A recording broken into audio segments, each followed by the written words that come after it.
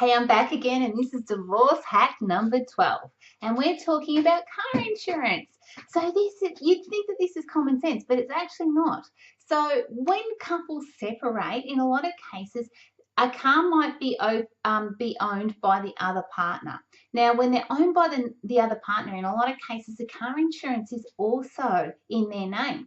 So the interesting thing here is if you might be driving the car, and as a married couple, you might think that this car is mine, but from a legal perspective, it's not.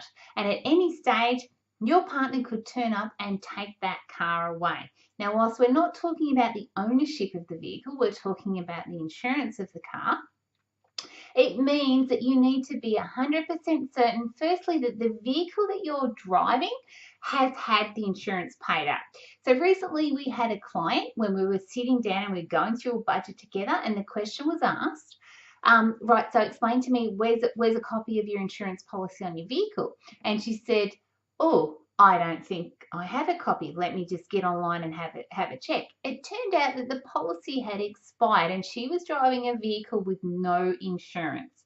This is a real problem. So straight away we got her a cover note, we got it in her name. If the policy is in your partner's name and something happens to that vehicle, they will get paid out the money, not you.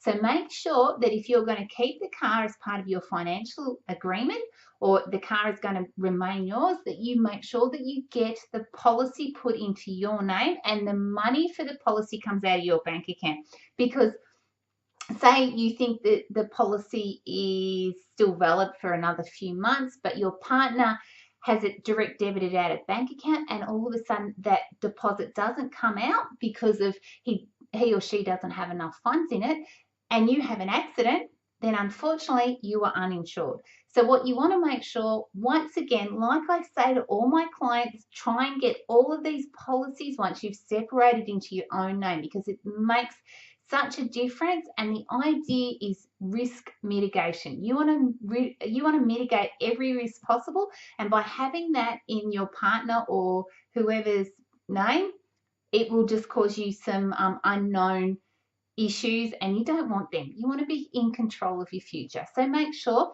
that you change the name of your insurance policy and that you are paying that out of your bank account, so you know that you're always up to date.